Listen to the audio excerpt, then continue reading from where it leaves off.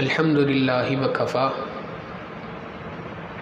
وسلام علی عبادہ الذین اصطفیٰ اما بعد فاعوذ باللہ من الشیطان الرجیم بسم اللہ الرحمن الرحیم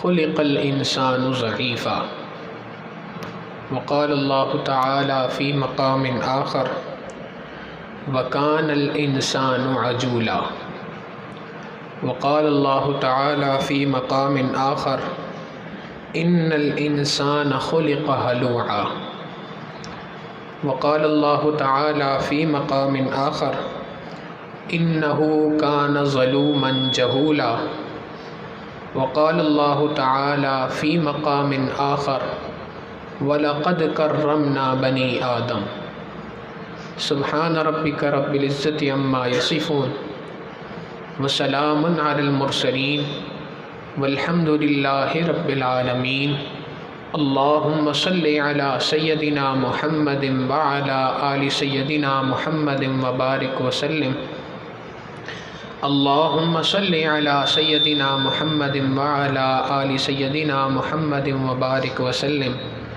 اللہم صلی علی سیدنا محمد وعلی آل سیدنا محمد وبارک وسلم۔ اللہ رب العزت نے انسان کو پیدا فرمایا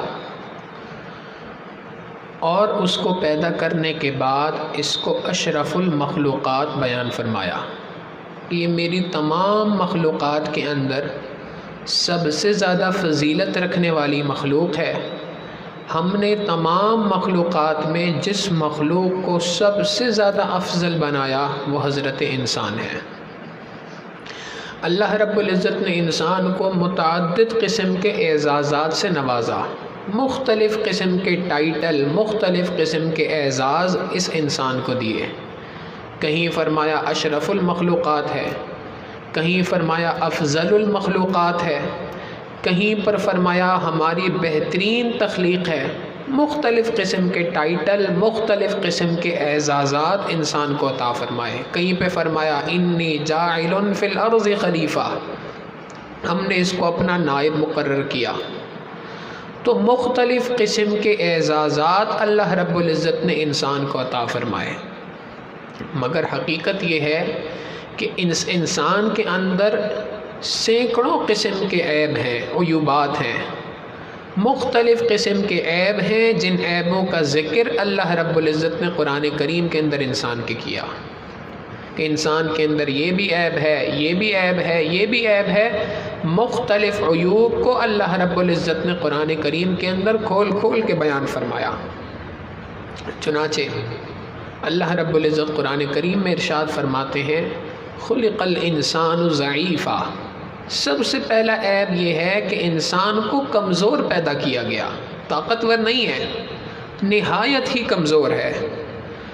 اور اگر یہ کہا جائے تو غلط نہیں ہوگا کہ کائنات کی سب سے زیادہ کمزور ترین مخلوق انسان ہے۔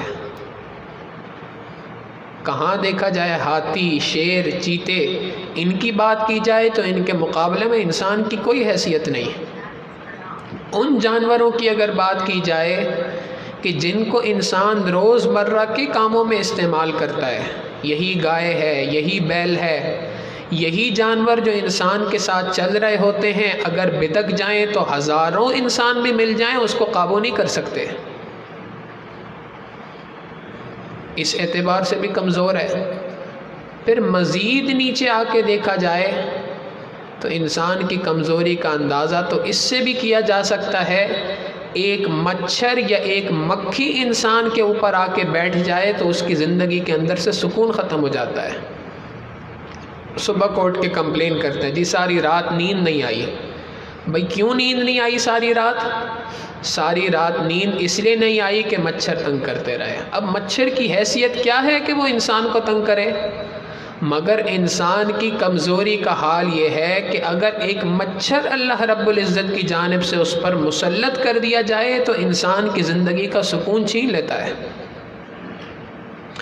دنیا کے اندر آج ریسرچ ہوتی ہے، مختلف بیماریوں کے اسباب کو بتایا جاتا ہے چنانچہ ان اسباب میں سے ایک سبب کہا جاتا ہے جی انسان کے اندر بیکٹیریا داخل ہو گیا ہے۔ یہ بیکٹیریا کیا چیز ہے؟ یہ ایک ایسی جراثیم ہے کہ جو انسان کے جسم میں داخل ہو جاتا ہے، اس کے پورے جسم کو بیمار کر دیتا ہے۔ اچھا بھائی، یہ بیکٹیریا دیکھنا چاہے انسان اپنی آنکھوں سے، اتنا چھوٹا ہے کہ اپنی آنکھ سے دیکھ نہیں سکتا، اس کے لیے باقاعدہ مائکروسکوپ بنائے گئے، ان مائکروسکوپ سے اس کو دیکھا جا سکتا ہے۔ پھر اللہ کی شان کہ اس سے بھی چھوٹی ایک چیز جس کو وائرس کہا جاتا ہے، جو مائکروسکوپ سے بھی کسی کو نظر نہیں آتی، آج اس نے پوری دنیا کو تباہی کے دہانے پہ پھیر دیا۔ ایک چھوٹا سا وائرس ہے، کرونا وائرس، ایسی چیز جو آنکھ سے بھی نظر نہیں آتی، اور آنکھ سے نظر آنا تو دور کی بات ہے، مائکرو اسکوپ سے مختلف قسم کی مادی ترقی یافتہ ملکوں کی ترقی یافتہ ایجادات سے بھی نظر نہیں آتی، اور اس کا کوئی توڑ سارے کے سارے انسانوں کے دماغ مل بیٹھ کر کرنے سے قاصر ہیں۔ جی پہلی لہر آئی تھی، اب دوسری آئی، تیسری آئی، چوتھی آئی، اور نہ جانے کتنی لہروں نے آنا ہے۔ اللہ رب العزت کے لشکروں میں سے ایک لشکر، اتنی چھوٹی سی ایک مخلوق، اور انسان جو اپنے آپ کو اتنا بڑا پہلوان کہتا ہے، 1 منٹ میں صفر کر کے رکھ دیا۔ یہ انسان کی حقیقت ہے۔ حقیقت یہی ہے کہ یہ انسان اتنا کمزور ہے کہ ایک نظر نہ آنے والی چیز اس کے پورے جسم کو تہس نہس کر سکتی ہے۔ اس کی اموات واقع ہو جاتی ہیں اس وائرس اور بیکٹیریا کی وجہ سے۔ ایک بادشاہ اپنے دربار میں بیٹھا تھا، ایک مکھی اس کے دربار میں آئی، اور وہ آ کر اس کے کبھی گال پر بیٹھ رہی ہے، کبھی سر پر بیٹھ رہی ہے، کبھی آنکھ کے پاس آ کے بیٹھ رہی ہے، کبھی ہاتھ پہ بیٹھ رہی ہے۔ اب وہ اڑاتا تو وہ اڑ کے ادھر ادھر جاتی، پھر دوبارہ آ کے بیٹھ جاتی۔ اب یہ مکھی اتنی چھوٹا سا ایک پرندہ ہے، مگر اس کا حال یہ ہے کہ اگر یہ کسی انسان کے پیچھے لگ جائے، اچھا بھلا مہذب انسان جو ہے وہ بد تہذیب لگنا شروع ہو جاتا ہے۔ اب وہ کبھی ادھر سے بھگا رہا ہے، کبھی ادھر سے بھگا رہا ہے، کبھی یہاں سے بھگا رہا ہے۔ آخر ایک مرتبہ اس نے تنگ آ کے زور سے کہا، یہ پتہ نہیں اللہ نے مکھی اور مچھر کو پیدا ہی کیوں کیا ہے۔ وہاں پر ایک وزیر بیٹھا تھا، اس نے کہا بادشاہ سلامت، حقیقت یہ ہے کہ اللہ رب العزت نے اس مکھی اور مچھر کو اس لیے پیدا کیا تاکہ مجھے اور آپ کو اپنی اوقات یاد دلا سکے۔ انسان تیری اوقات کیا ہے؟ اگر یہ مکھی یہ مچھر تیرے سامنے آ جائے تو یہ تمہارے اوپر مسلط کر دیا جائے، تم سکون کی زندگی نہیں گزار سکتے۔ ہمارے حضرت کا جو مدرسہ ہے جھنگ کے اندر، وہاں کے شیخ الحدیث ہیں حضرت مولانا پیر حبیب اللہ نقشبندی صاحب دامت برکاتہم۔ وہ ایک مرتبہ ارشاد فرمانے لگے کہ چونکہ یہ جو سردیوں کے قریب کا موسم ہوتا ہے، اس وقت میں مچھر زیادہ ہوتے ہیں، اور گاؤں دیہاتوں میں مچھر بنسبت شہروں کے زیادہ ہوا کرتے ہیں، فصلیں قریب ہیں، ان سب وجوہات کی بنا پہ، تو وہاں پہ طلباء جو ہیں وہ مچھر دانی کا استعمال کرتے ہیں، یہاں پر بھی کرتے ہیں، وہاں پر زیادہ استعمال ہے۔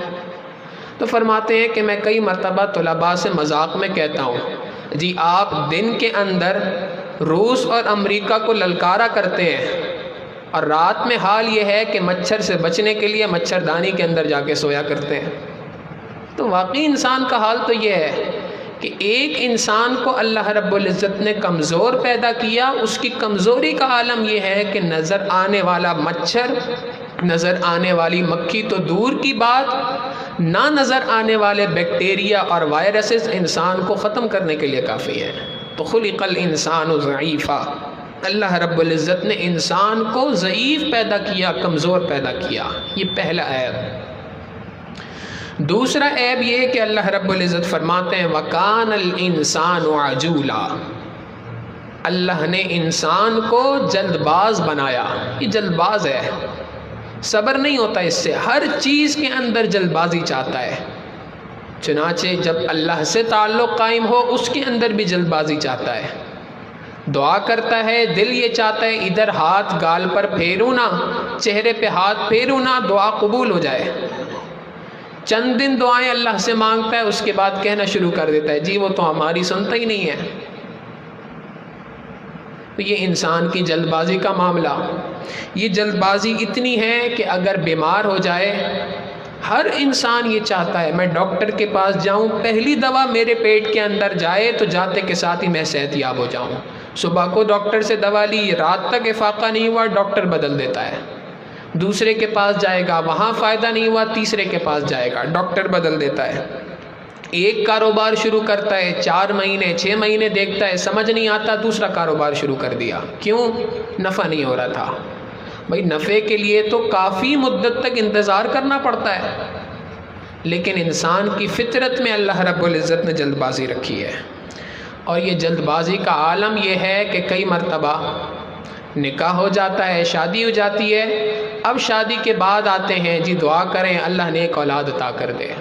ہمارے حضرت کے پاس ایک صاحب آئے اور انہوں نے آ کے حضرت کو کہا کہ حضرت مجھے ذرا چھوارے دم کر کے دے دیں، میں نے جو ہے ہمارے ہاں اولاد نہیں ہو رہی۔ حضرت نے فرمایا آپ کی شادی کو کتنا وقت ہو گیا؟ کہتے ہیں جی 5 مہینے ہو گئے۔ حضرت نے فرمایا کہ بھائی 5 مہینے میں جو اولاد ہوتی ہے وہ ٹھیک نہیں ہوا کرتی۔ اب پریشان آگے سے حضرت کیا مطلب ہے؟ حضرت نے فرمایا اللہ کے بندے اللہ سے مانگو، یہ کون سی بات ہو گئی کہ 5 مہینے شادی کے ہو گئے کچھ نہیں ہوا تو اب تم جو ہے وہ یہاں پر آ کر ہمارے سامنے شکایتیں کرتے پھر رہے ہو۔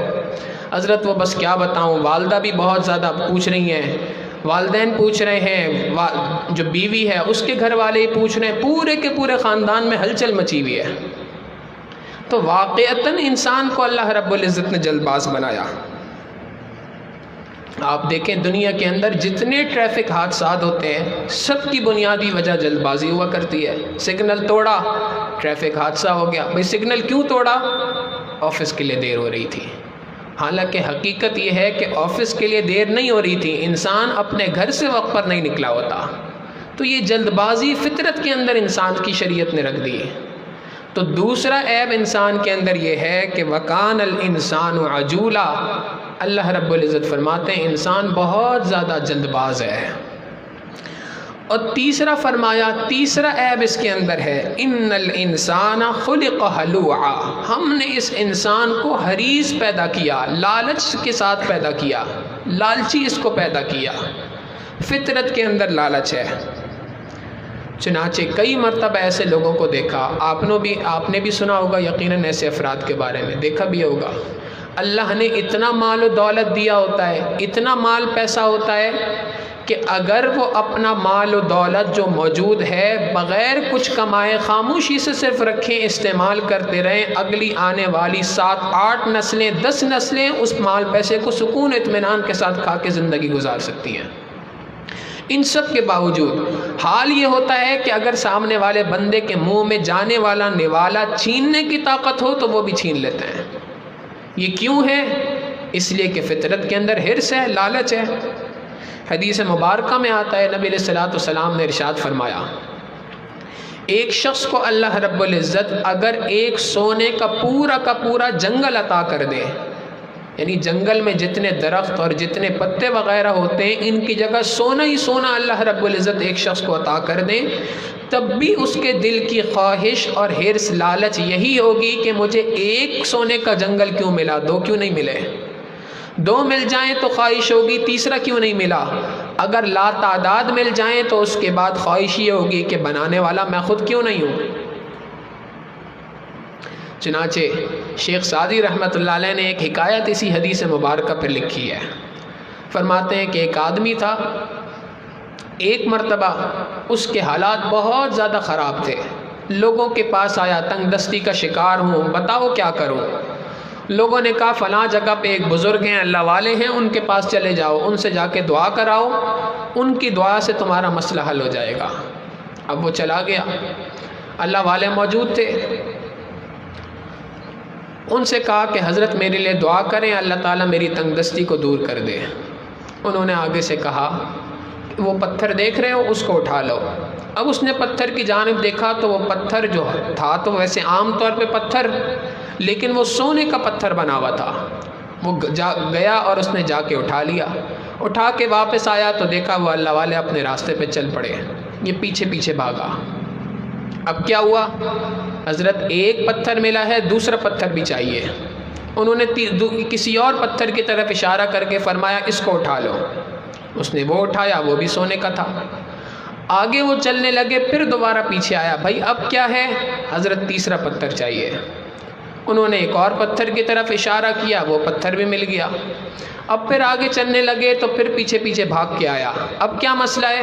حضرت یہ انگلی جس کے اشارے سے پتھر سونے کا بن جاتا ہے، یہ انگلی کاٹ کے دے دیں، انگلی چاہیے۔ تو انسان کی لالچ کا واقعتاً مقام یہی ہے، حال یہی ہے کہ جب اس کے اندر حرص آ جاتی ہے، لالچ آ جاتی ہے، تو یہ لالچ انسان کو یہاں تک پہنچا دیتی ہے۔ تو تیسری بات فرمائی ان الانسان خلق ہلوعا، انسان کو پیدائش کی گئی اس کی لالچ کے ساتھ، حرص کے ساتھ۔ اور چوتھا عیب انسان کے اندر فرمایا انہ کان ظلوما جہولا، بے شک یہ انسان بہت بڑا ظالم، بہت بڑا جاہل ہے۔ ظالم تو اس لیے ہے، اس کے ظلم کی داستانیں رقم کی جائیں تو واقعی آج ہم اپنی آنکھوں سے دیکھ سکتے ہیں، جگہ جگہ انسانیت کے اوپر جو ظلم ہو رہا ہے، جگہ جگہ انسان ظلم کر رہا ہے۔ اور یہ ظلم اگر اس کے اپنے بس میں ہو تو دوسروں پر تو کرتا ہی کرتا ہے، اگر بس میں آ جائے اپنوں پر بھی ظلم کرنا نہیں چھوڑتا۔ ظلم کی داستانوں سے تاریخ کی کتابیں سے آئے، انسان پڑھے، ایک سے بڑھ کر ایک ظلم کی داستانیں اس کو دنیا کے اندر ملیں گی۔ آپ دیکھیں یہ جو سیالکوٹ کا واقعہ پیش آیا، یہ کیا ہے؟ یہ انسان کے ظلم کی ایک داستان ہے جو تاریخ کی کتابوں پر رقم ہو گئی۔ ظلم کے سوا کچھ نہیں ہے، سفاکیت ہے، ظلم ہے، بربریت ہے، اس کے سوا کچھ نہیں ہے۔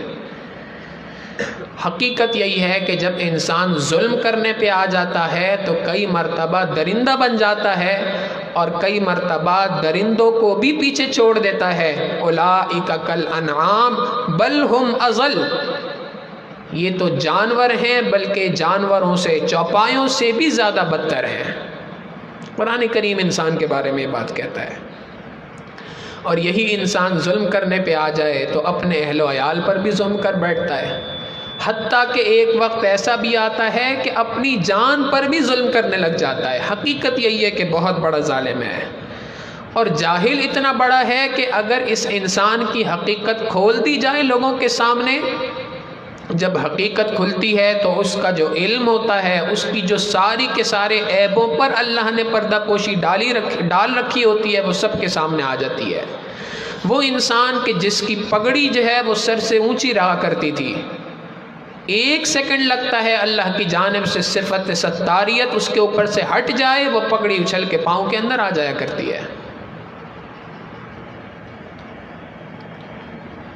چنانچہ دنیا کے اندر ایسے واقعات سے بھرے پڑے ہیں۔ امام کعبہ ایک مرتبہ اپنا واقعہ خود انہوں نے بیان کیا، فرمانے لگے کہ ہم دو ائمہ تھے، ہم نے حرمین کے اندر تراویح پڑھانا شروع کی، الف لام میم سے پڑھانا شروع کیا، اور آخر تک پہنچ گئے، ایک غلطی، ایک اٹکن کہیں نہیں آئی۔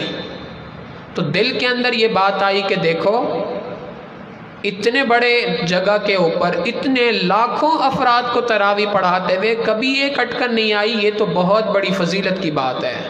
خود انہوں نے یہ بات ارشاد فرمائی کہ میں ابھی یہ بات سوچ ہی رہا تھا کہ سورہ اخلاص کے اندر ایسا اٹکا کہ پیچھے سے جب تک لقمہ نہیں ملا آگے نہیں جا سکا۔ یہ انسان کی حقیقت ہے۔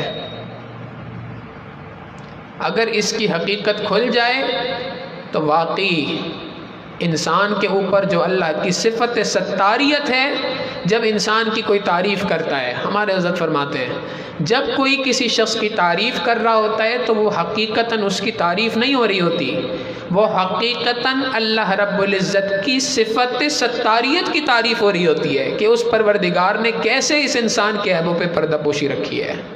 ورنہ حقیقت یہ ہے کہ اگر ہماری اندر کی حقیقت کھول کر لوگوں کے سامنے رکھ دی جائے، شاید دنیا میں ہم پر کوئی تھوکنا گوارا نہ کرے۔ ملا علی قاری رحمۃ اللہ علیہ بہت بڑے عالم دین، انہوں نے ایک کتاب لکھی حج کے موضوع پر، مناسک الحج لملا علی قاری، اس نام سے کتاب ہے، اور وہ کتاب اتنی موٹی کتاب، اس کتاب کے اندر حج کے تمام مسائل کو تفصیل سے کھول کے رکھ دیا، اور یہ حقیقت ہے کہ حج کے مسائل کے اوپر ان کی یہ کتاب آج بھی فتاوی کے اندر سند کی حیثیت حاصل ہے۔ اس کو اتنی زبردست کتاب لکھی، کتاب مکمل ہو گئی۔ ایک مرتبہ اس کے بعد ارادہ کیا کہ جی میں نے حج کے مسائل پر کتاب لکھ دی ہے، اب مجھے چاہیے کہ میں حج کے لیے بھی چلا جاؤں۔ چنانچہ حج کا سفر باندھا، مکہ مکرمہ پہنچے، اب طواف کرنا شروع کیا۔ اللہ کی شان کے طواف الٹا کرنا شروع کر دیا۔ جب طواف کرتے ہیں تو بیت اللہ کو بائیں جانب رکھ کے دائیں جانب سے طواف شروع کیا جاتا ہے، اب اس کا الٹا شروع کر دیا، یعنی بیت اللہ کو دائیں جانب رکھ کر الٹا طواف کرنا شروع کر دیا۔ اب جب طواف الٹا کرنا شروع کیا تو ایک اعرابی نے دیکھا، جانتا نہیں تھا، دیکھ کے کہنے لگا رے بھائی اگر یہاں آنے سے پہلے مناسک حج ملا علی قاری کی پڑھ کے آتے تو یہ حال تیرا نہ ہوتا۔ اس کو نہیں پتا کہ جس بندے سے میں مخاطب ہوں اسی نے اس کتاب کو لکھا ہے۔ تو واقعی انسان کی حقیقت یہی ہے کہ اگر اس کا ظلم، اس کی جہالت اللہ رب العزت لوگوں کے سامنے کھول دے تو واقعی اس انسان کی طرف کوئی تھوکنا گوارا نہ کرے۔ تو یہ اللہ رب العزت نے اس انسان کی مختلف قسم کے عیوبات کو اللہ رب العزت نے کلام پاک میں ذکر کیا۔ پہلی بات فرمائی کہ اس کو ہم نے ضعیف، کمزور پیدا کیا۔ دوسرا عیب فرمایا جلد باز ہے۔ تیسرا فرمایا حریص ہے، لالچی ہے۔ چوتھا فرمایا ظالم ہے۔ پانچواں فرمایا جاہل ہے۔ اب جس انسان کے اندر اتنی بڑے بڑے عیب ہیں، ان عیبوں کے باوجود اللہ رب العزت فرما رہے ہیں کہ یہ اشرف المخلوقات ہے، اس کو ہم نے تمام مخلوقات میں فضیلت دی، تو انسان حیران ہوتا ہے کہ اتنے عیب جس کے اندر موجود ہوں تو وہ کون سی ایسی چیز ہے کہ جس نے ان تمام عیبوں پر پردہ پوشی ڈال دی ہے؟ وہ کون سی صفت ہے انسان کی کہ جس صفت کی بنا پر اللہ رب العزت نے اس کو اپنی مخلوق بنا، اس کو اپنی سب سے زیادہ معزز مخلوق بنا دیا؟ وہ کون سی صفت ہے ایسی؟ بعض لوگ علماء کی اس کے بارے میں مختلف آرائیں ہیں۔ بعض حضرات نے کہا کہ جی انسان کی صفت علم ہے جس کی وجہ سے اللہ رب العزت نے اس کو اشرف المخلوقات بنایا، مگر یہ قول درست نہیں، اس لیے کہ صفت علم اللہ رب العزت نے جنات کو بھی عطا کی، اور حقیقت ہے بہت ساری احادیث کی روایت کرنے والے راویوں نے اپنی احادیث کی سند کو مضبوط کیا، مختصر کیا جنات سے احادیث کو لے کر۔ جنات نے احادیث کو بیان کیا مختلف۔ ایک عالم دین ہیں حضرت مولانا ڈاکٹر منظور مینگل صاحب دامت برکاتوں، ان کے پاس ایک حدیث کی سند ہے جو 4 واسطوں سے نبی علیہ السلام تک پہنچتی ہے۔ عام آدمی کی سند آج کے زمانے میں 20 سے 22 افراد کے واسطے سے نبی علیہ السلام تک پہنچتی ہے، اور ان کے پاس ایک سند ہے جو 4 واسطوں سے نبی علیہ السلام تک پہنچتی ہے۔ اس کی اجازت وہ فرماتے ہیں، خود فرماتے ہیں بات کہ ہمیں اس حدیث کی اجازت ایک فلاں جن نے دی جو کہ خود ایک تبع تابعی ہے، جس نے تابعی کی زیارت کی، انہوں نے ایک صحابی سے اس روایت کو لیا۔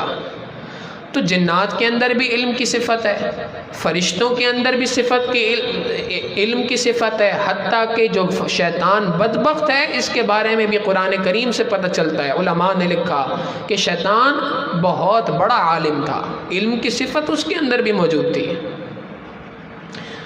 پھر بعض حضرات نے کہا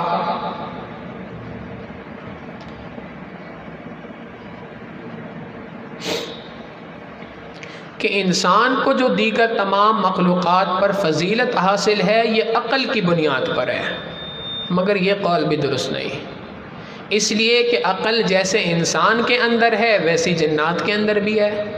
ایسی عقل صرف انسان اور جنات میں نہیں بلکہ جانوروں کے اندر بھی ہے۔ ایک مرتبہ ہمارے ایک ساتھی تھے، ان سے بات ہونے لگی تو میں نے ان سے پوچھا جی آپ بتائیں جانوروں میں عقل ہوتی ہے؟ وہ کہنے لگے نہیں، جانور میں عقل نہیں ہوتی۔ ہم نے ان سے کہا جی عقل ہوتی ہے۔ اب ہماری بحث چلنے لگی اس بات پر۔ تھوڑی دیر کے بعد میں نے ان سے کہا کہ اچھا یہ بتائیں آپ گاڑی چلا رہے ہوں، اب اچانک سے سامنے بلی آ جائے، آپ ہارن ماریں تو کیا ہوتا ہے؟ کہا جی وہ چھلانگ لگاتی ہے، بھاگتی ہے وہاں سے، گاڑی کے سامنے رکتی نہیں ہے، یہ تو پیچھے ہو جائے گی یا بھاگ جائے گی۔ بھئی ایسا کیوں کرتی ہے؟ اس لیے کہ اس کو پتہ ہے کہ گاڑی کے سامنے آئی تو ٹکراؤں گی تو کچل جاؤں گی میں نے کہا یہی تو عقل ہے، اسی عقل نے ہی تو اس کو سمجھائیے یہ بات کہ یہ گاڑی کے سامنے میں آؤں گی تو میں ہلاک ہو جاؤں گی۔ تو حقیقت یہ ہے کہ عقل بھی وہ بنیاد نہیں جس پہ انسان کو اشرف المخلوقات فرمایا۔ پھر علماء نے بحث کی کہ پھر وہ ایسی کون سی صفت ہے انسان کے اندر کہ جس صفت کی وجہ سے اللہ رب العزت نے اس کے تمام ان عیبوں کے اوپر اگنور کر دیا، ان عیبوں پہ پردہ پوشی فرما دی اور اس کو اشرف المخلوقات فرمایا اللہ رب العزت نے اس انسان کے اندر ایک صفت محبت کا جذبہ جو رکھا ہے، یہ محبت کا جذبہ وہ چیز ہے جس نے اس انسان کو اشرف المخلوقات بنایا۔ یہ محبت الہی کا جذبہ انسان ہی کے اندر ہے، فرشتوں میں نہیں ہے، جنات میں نہیں ہے، دیگر تمام مخلوقات کے اندر نہیں ہے۔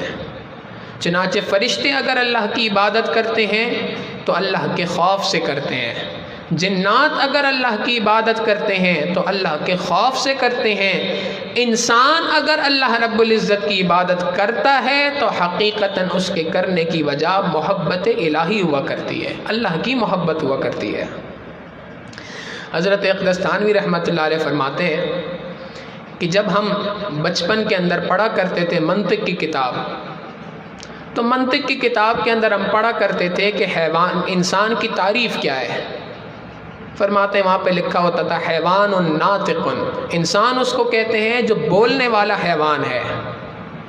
فرماتے ہیں مجھے اس زمانے سے، اپنے زمانے طالب علمی سے اس بات پر یقین تھا کہ یہ تعریف انسان کی درست نہیں ہے، اس لیے کہ حیوان ناطق بولنے والا حیوان، یہ تو فرشتوں کے اندر بھی موجود ہے، یہ بات فرشتے بھی بات چیت کرتے ہیں، قرآن کریم سے ثابت ہے، جنات بھی بات چیت کرتے ہیں، یہ بھی قرآن کریم سے ثابت ہے۔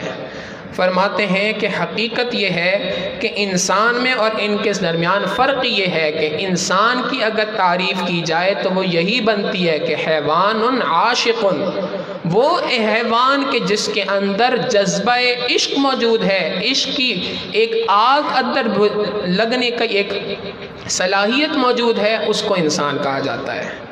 محبت کا یہ جذبہ مومن کے اندر اللہ رب العزت نے رکھا ہے، اور حقیقت یہی ہے کہ یہ محبت کا جذبہ، محبت الہی کا جذبہ، یہ وہ بنیاد ہے جو انسان کے ایمان کی بنیاد ہے۔ قرآن کریم کہتا ہے کہ ایمان کی بنیاد انسان کی کیا ہے؟ والذین آمنوا اشد حبا للہ، ایمان والے اللہ سے ٹوٹ کر محبت کرتے ہیں، اپنی محبت کے اندر شدید ہوا کرتے ہیں، ٹوٹ کر اللہ سے پیار کرتے ہیں۔ اور حقیقت یہی ہے کہ جس کو اللہ رب العزت کی اس محبت کی حلاوت نصیب ہو جاتی ہے تو واقعی اس کو ایمان کی حلاوت نصیب ہو جاتی ہے۔ آج افسوس یہی ہے کہ ہمیں ایمان کی حلاوت نصیب نہیں ہے۔ دنیا کے اندر مختلف چیزیں ہیں، گڑ ہے، ٹافی ہے، چاکلیٹ ہے، اس کی مٹھاس کا ہر بندے کو ذائقہ پتہ ہے، جس سے پوچھو اس کا ذائقہ پتہ ہے، لیکن اگر بیمار آدمی کو دیا جائے تو اس بیمار آدمی کو اس کا ذائقہ پتہ نہیں چلتا۔ یہی بیماری جس کو کرونا وائرس کہا جاتا ہے، اس کے اندر ایک وقت وہ بھی آتا ہے جب انسان کی زبان سے ٹیسٹ غائب ہو جاتا ہے، اس کو کوئی بھی چیز دے دی جائے اس کو اس کا ذائقہ محسوس نہیں ہوتا۔ اب اس کو گڑ دے دیا جائے، اس کو میٹھی کوئی چیز دے دی جائے، اس کو چاکلیٹ دے دی جائے، ٹافی دے دی جائے، تمام چیزیں اس کے لیے برابر ہیں، اس کو کوئی ذائقہ ہی محسوس نہیں ہوتا، اس لیے کہ ایک وائرس ہے جو اس کے جسم کے اندر گھسا ہوا ہے، اس وائرس نے اس کے اندر سے ذائقے کو ختم کر دیا۔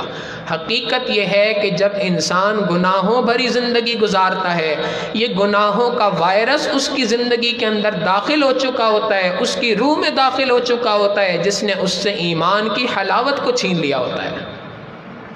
ورنہ نبی علیہ الصلوۃ والسلام نے ارشاد فرمایا ثلاث من کن فیہ وجد بہ حلاوت الایمان، تین افراد وہ ہیں، تین صفات ایسی ہیں جس کسی انسان کے اندر ہو وہ ایمان کی حلاوت، ایمان کی لذت کو حاصل کر لے گا۔ ان یکون اللہ ورسولہ احب الیہ مما سواہما، سب سے پہلی صفت یہ ہے کہ اللہ اور اس کے رسول صلی اللہ علیہ وسلم اس کو دنیا کی تمام چیزوں سے زیادہ محبوب ہو جائیں، محبت الہی کا جذبہ دل کے اندر آ جائے، ایمان کی حقیقت، ایمان کی حلاوت، ایمان کی لذت انسان کو نصیب ہو جاتی ہے۔ اگر اس ایمان کی لذت کو دیکھنا ہو 1400 سال پہلے جانا پڑے گا۔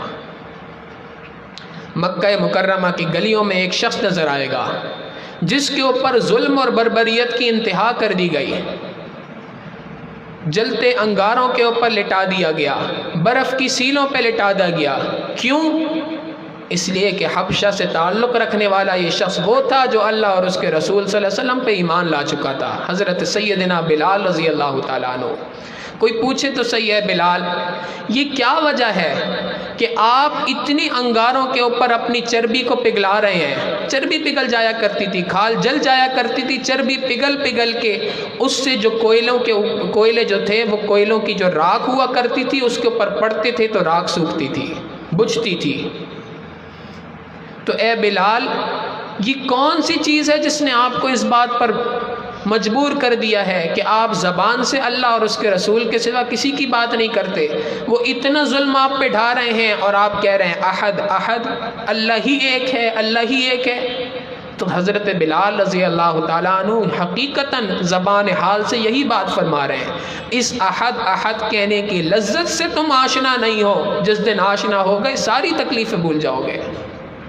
کوئی حضرت سمیہ رضی اللہ تعالیٰ عنہ سے پوچھے کہ عورت ذات تو ویسے ہی کمزور ہوا کرتی ہے، کوئی 2-4 آدمی اس کے اوپر ذہنی اعتبار سے اس پہ دباؤ ڈال دیں تو وہ اپنی بات بدل دیا کرتی ہے، لیکن آپ کا کیا معاملہ کہ آپ کو 2 اونٹوں پر باندھ کر دونوں اونٹوں کو مختلف رخ کے اوپر چلایا جا رہا ہے، جسم پورا درمیان سے چیر گیا ہے، مگر اس کے باوجود کلمہ طیبہ سے آپ ہٹ نہیں رہی ہیں؟ تو انہوں نے بھی یہی جواب دینا ہے کہ تم ایمان کی حلاوت سے واقف نہیں ہو۔ اس کلمہ طیبہ کی جو محبت، اس کلمہ طیبہ کے پڑھنے سے جو لذت محسوس ہوتی ہے، اس کے مقابلے میں یہ ساری کی ساری تکلیفیں ہیچ ہیں۔ اللہ کی محبت کا ایک قطرہ اگر انسان کو نصیب ہو جائے، محبت کا دریا اور سمندر تو دور کی بات ہے، ایک قطرہ اگر انسان کو نصیب ہو جائے تو یہ قطرہ انسان کی زندگی کو بنانے کے لیے کافی ہے۔ پھر اس انسان سے وہ اعمال صادر ہو جاتے ہیں کہ عقل حیران ہو جاتی ہے، عقل اس کے بارے میں سوچنا چھوڑ دیتی ہے کہ یہ کیسے ممکن ہے۔ آج دنیا کے اندر ہم دنیا کے مختلف لذتوں سے واقف ہیں، ایمان کی لذتوں سے، محبت الہی کی لذتوں سے واقف نہیں ہے، اس لیے بہت ساری باتیں ہماری عقل کے خلاف ہوتی ہیں۔ جب کہا جاتا ہے امام اعظم ابو حنیفہ رحمہ اللہ نے 40 سال تک عشاء کے وضو سے فجر کی نماز پڑھی، انسان حیران ہوتا ہے یہ کیسے ممکن ہے کہ ایک شخص 40 سال تک عشاء کے وضو سے فجر کی نماز پڑھے۔ اسی نوجوان سے جو اس پہ اعتراض کرے اس سے پوچھا جائے بھائی بتاؤ کیا یہ ممکن ہے کہ ایک شخص جو ناجائز تعلقات کے اندر پڑا ہوا ہو، الٹے سیدھے تعلقات کے اندر پڑا ہو، ساری رات پیکج کرا کے فون پر بات کر رہا ہو، کیا یہ ممکن ہے؟ اب وہ کہتے ہیں ہاں ممکن ہے، ہو سکتا ہے۔ کیا یہ ممکن ہے کہ ایک شخص ساری رات اپنی آنکھوں کے ساتھ زیادتی کرتے ہوئے، تھرکتے ہوئے جسموں کو اس موبائل فون کے اندر دیکھ رہا ہو، ممکن ہے؟ وہ کہے گا جی بالکل ممکن ہے، اس لیے کہ وہ ان لذتوں سے تو واقف ہے، مگر وہ اس لذت سے واقف نہیں ہے کہ جو عشاء کی نماز کے بعد سے کھڑے ہو کر فجر تک اللہ کی عبادت کے اندر لگا رہتا ہے بندہ۔ اللہ کی محبت کا قطرہ دل کے اندر آ جائے، محبت کا دریا تو دور کی بات ہے، انسان کے اس کے اندر جسم سے وہ اعمال صادر ہوتے ہیں کہ جن اعمال کے بارے میں عقل کو انسان پیچھے چھوڑ دیا کرتا ہے۔ چنانچہ مادی دنیا کے مزے تو ہم جانتے ہیں، ہم جانتے ہیں کھانے کی کیا لذتیں ہیں، فلاں چیز کی کیا لذت ہے، فلاں چیز کی کیا لذت ہے۔ آپ ہر دوسرے بندے سے پوچھ لیں جی بریانی بہتر ہے یا پلاؤ بہتر ہے، وہ آپ کو بریانی کے بھی فضائل سنا دے گا، پلاؤ کے بھی فضائل سنا دے گا۔ بریانی کہاں کی اچھی ہوتی ہے، پلاؤ کہاں کا اچھا ہوتا ہے، ایک ایک تفصیل آپ کو پتہ چلے گی۔ فلاں شہر میں جاؤ تو وہاں کھانے کی فلاں چیز اچھی ہے، فلاں شہر چلے جاؤ فلاں چیز کھانے کی اچھی ہے۔ حقیقت یہ ہے کہ مادی دنیا کے کھانے پینے کی لذتوں سے تو ہم واقف ہیں، عشق الہی کا قطرہ دل کے اندر آ جائے تو بھوک کے مزے پتہ چل جائیں انسان کو۔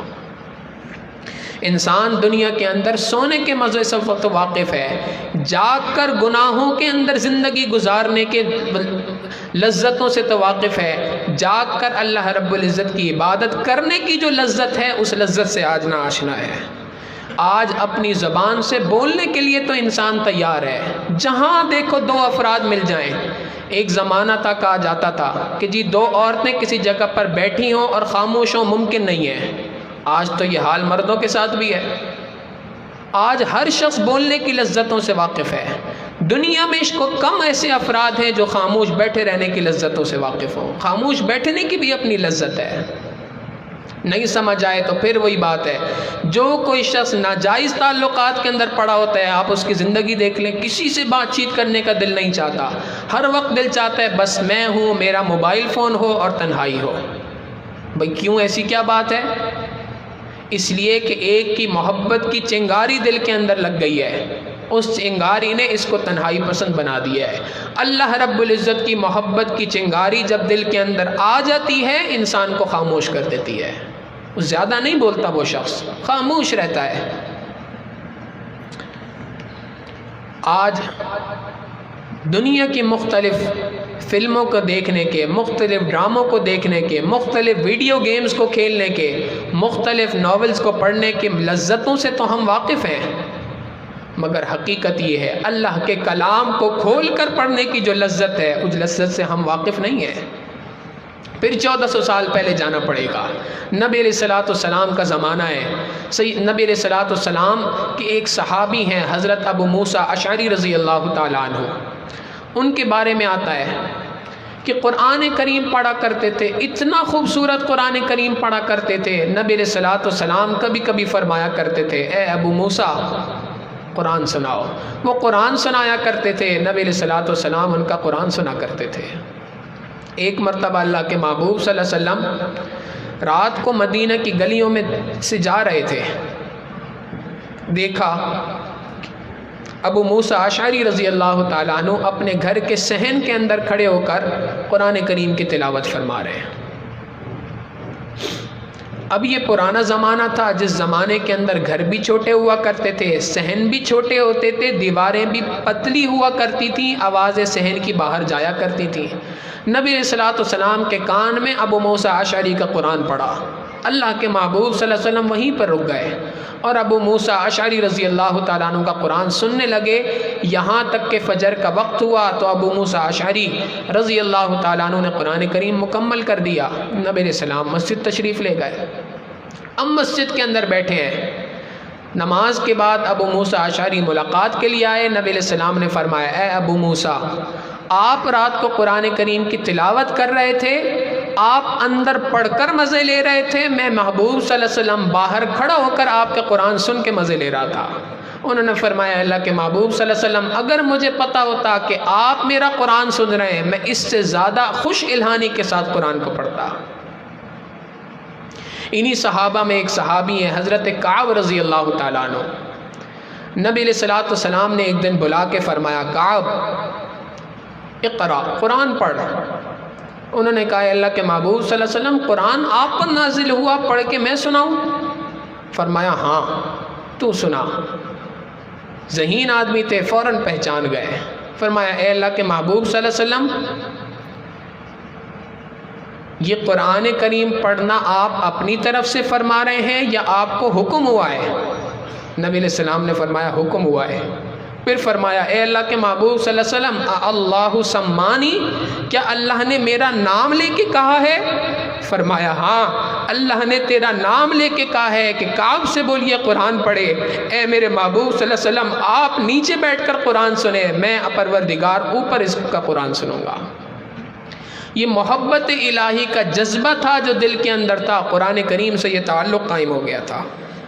آپ دیکھیں پچھلے زمانے کے اندر ایک زمانہ تھا، ہمارے بڑوں کی زندگی کے اندر یہ زمانہ تھا کہ جب رات کے آخری پہر کے اندر کوئی شخص نکلا کرتا تھا باہر، ہر گھر سے قرآن کریم کی تلاوت کی آواز آیا کرتی تھی، ہر گھر سے اللہ رب العزت کے ذکر کی آواز آیا کرتی تھی۔ اور آج اگر اس وقت پہ نکلا جائے تو ایک بات تو یہ ہوتی ہے کہ گانوں کی اور فلموں کی آواز آ رہی ہوتی ہیں، اور بعض جگہوں پہ انسان غفلت کی ایسی نیند سو رہا ہوتا ہے، حقیقتاً لگتا ہے ایسا ہے کہ انسانیت نے اپنا جنازہ اپنے آپ پڑھ لیا ہے۔ ایک زمانہ تھا، کتابوں میں بات لکھی ہے کہ ایک زمانہ تھا، رات کے آخری پہر میں ہر گھر سے بچوں کے رونے کی آوازیں آتی تھی۔ کیوں آیا کرتی تھی بچوں کے رونے کی آوازیں؟ علماء نے لکھا کتابوں کے اندر، مائیں رات کو اٹھا کرتی تھیں اور اٹھ کر تہجد کی نماز پڑھا کرتی تھیں، تہجد کی نماز پڑھ کر رو رو کر اپنی اولاد کے لیے دعائیں مانگا کرتی تھیں۔ جب تہجد سے فارغ ہو جاتی، دعاؤں سے فارغ ہو جاتی، استغفار سے فارغ ہو جاتی، اب اس کے بعد اپنے دودھ پیتے بچے کو زبردستی اٹھا کر اپنے سینے سے لگا کے دودھ پلاتی تھی۔ کیوں پلاتی تھی؟ اس لیے کہ یہ برکت کا وقت ہے، اس وقت پہ جو دودھ پلایا جائے گا وہ انسان کی ذہنی، جسمانی، روحانی نشو و نما کے لیے، میرے بچے کے لیے کافی ہوگا۔ اس بچے کو اپنی چھاتی سے لگاتی تھی، سورہ یاسین کی تلاوت کرتی تھی۔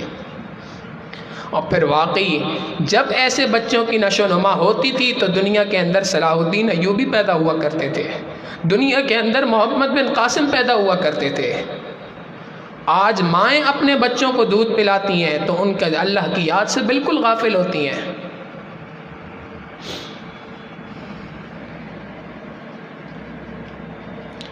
ہمارے حضرت فرماتے ہیں جیسے ایک نابالغ بچہ بلوغت کے مزوں سے واقف نہیں ہوا کرتا، بالکل اسی طریقے سے آج ہم اور آپ روحانی اعتبار سے نابالغ ہیں۔ اس روحانی اعتبار سے نابالغ ہونے کی وجہ سے ہم اور آپ محبت الہی کے مزوں سے واقف نہیں ہیں۔ اللہ کے سامنے رات کو کھڑے ہونے کے کیا مزے ہیں، ان مزوں سے واقف نہیں۔ اللہ کے کلام کو پڑھنے کے کیا مزے ہیں، ان مزوں سے واقف نہیں ہیں۔ حقیقت یہی ہے کہ جب کبھی بھی ان لذتوں سے انسان واقف ہو جاتا ہے، اب اس کو صرف 5 وقت کی نمازوں پر اکتفا نہیں کرتا، بلکہ وہ بہانے بناتا ہے، مختلف بہانوں سے مختلف نمازیں پڑھتا ہے، تہجد کی نماز، اشراق کی نماز، چاش کی نماز، مختلف بہانے بناتا ہے۔ دنیا کے اندر بھی محبت کرنے والوں کا معاملہ یہی ہے، کسی سے محبت ہو جائے اب بہانے سے میسج کرتے ہیں، بہانے سے کال کرتے ہیں، اور ان کال کا اور میسیجز کا مقصد سوائے اس کے کچھ نہیں ہوتا کہ کسی طریقے سے بات ہو جائے۔ موسیٰ علیہ السلام کا واقعہ بھی قرآن کریم کے اندر ہے۔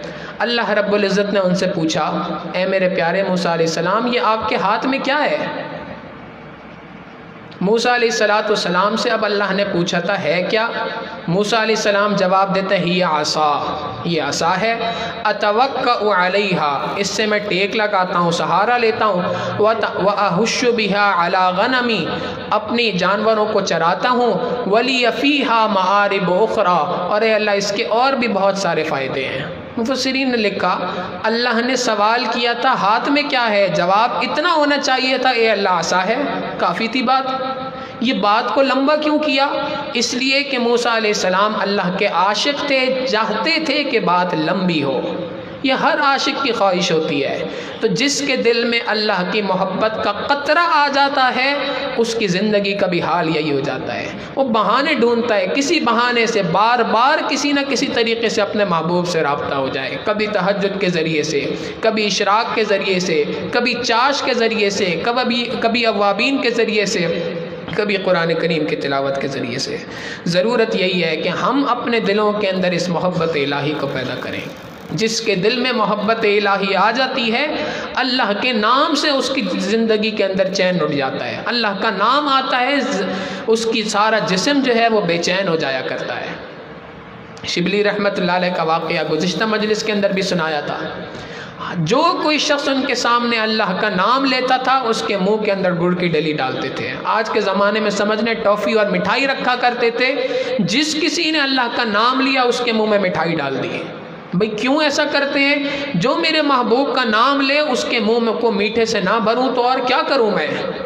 ابراہیم علیہ السلام کے سامنے اللہ کا نام لیا جا رہا ہے، اللہ کی تعریف بیان کی جا رہی ہے، سبحان ذی الملک والملکوت، سبحان ذی العزت والعظمت والہیبت والقدرت والکبریاء والجبروت۔ اللہ کا نام لیا گیا، جھوم اٹھے۔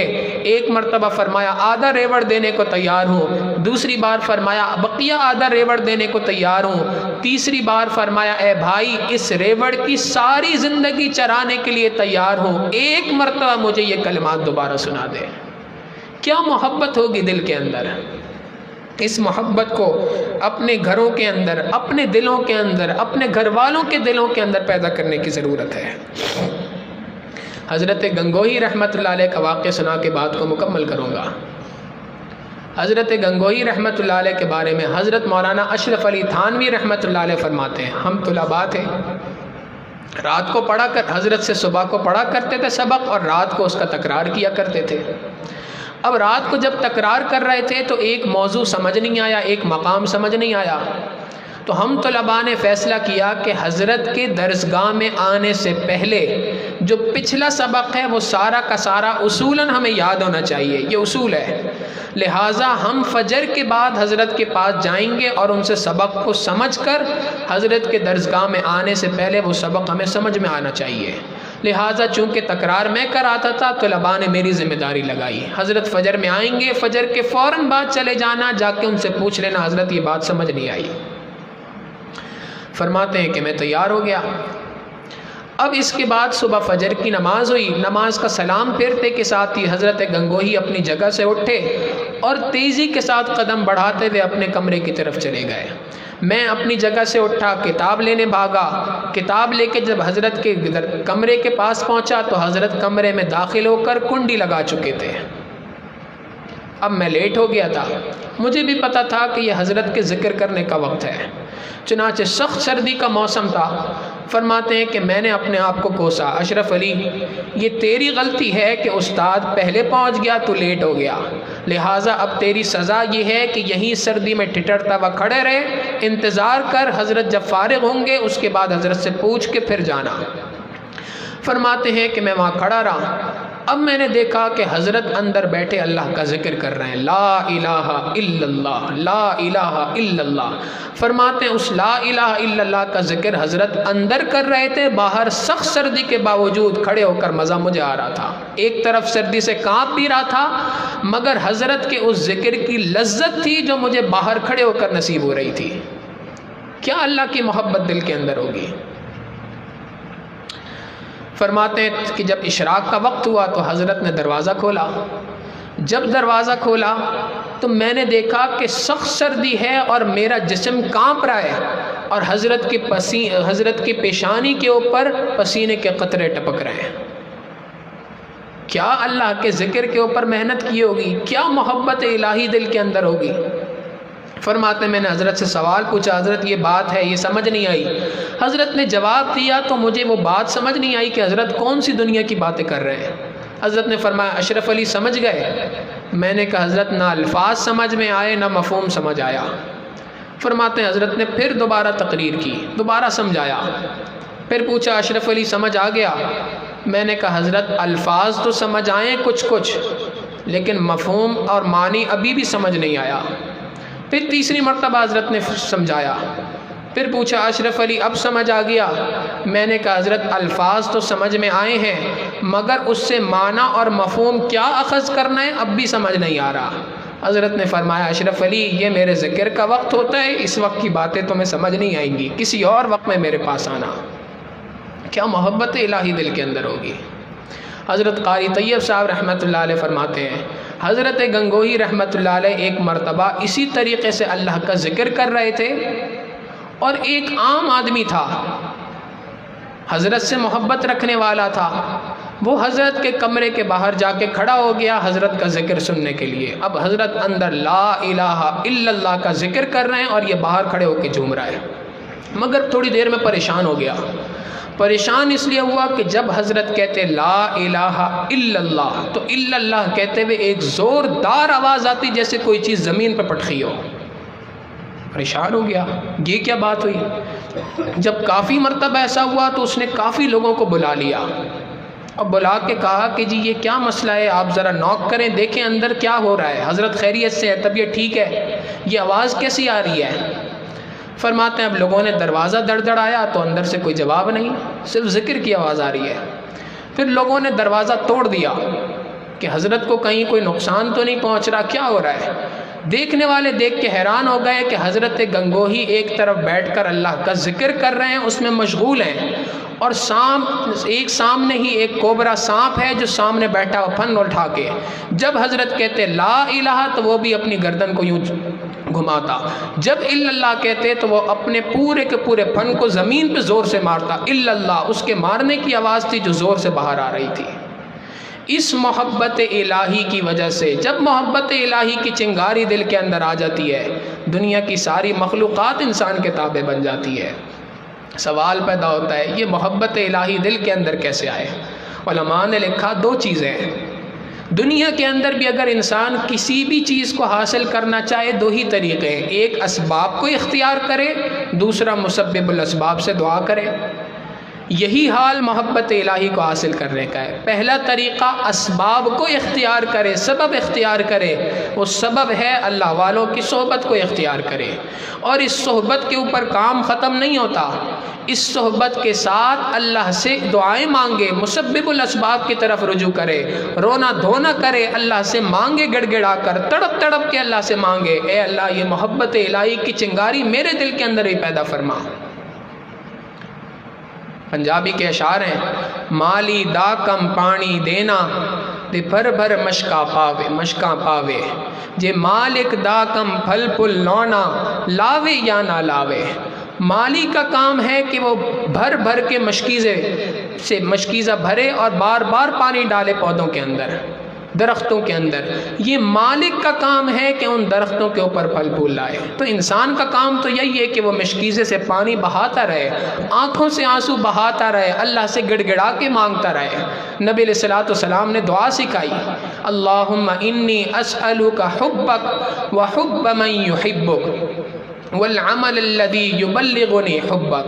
اے اللہ میں آپ کی محبت آپ سے مانگتا ہوں، اللہم اجعل حبک احب الی من نفسی واہلی ومن الماء البارد۔ اے اللہ میں آپ کی محبت کو چاہتا ہوں، آپ سے آپ کی محبت کا سوال کرتا ہوں، اے اللہ مجھے اپنی محبت اپنے گھر والوں سے زیادہ عطا فرما، اپنے گھر والوں سے زیادہ اپنی محبت کو عطا فرما، اے اللہ ٹھنڈے پانی سے زیادہ اپنی محبت مجھے نصیب فرما۔ سخت گرمی کے اندر، سخت پیاس کے عالم کے اندر جب حلق میں کانٹے چبھ رہے ہوں، سخت پانی کتنی بڑی نعمت ہے۔ نبی علیہ السلام فرما رہے ہیں، اے اللہ اس وقت پہ جتنی ٹھنڈے پانی سے محبت ہوتی ہے اس سے زیادہ اپنی محبت مجھے نصیب فرما۔ نبی علیہ الصلوۃ والسلام سکھا کے گئے کہ انسان اللہ سے اللہ کی محبت کو مانگے، اللہ والوں کی صحبت کو انسان اختیار کرے، اور اس کے ساتھ ساتھ اللہ سے رو دو کے دعائیں مانگے۔ اللہ رب العزت اپنی محبت ہمیں بھی نصیب فرمائے، ہمارے گھر والوں کو بھی، ہمارے اہل و عیال، آنے والی نسلوں کو بھی اپنی محبت نصیب فرمائے۔ وآخر دعوانا ان الحمد للہ رب العالمین۔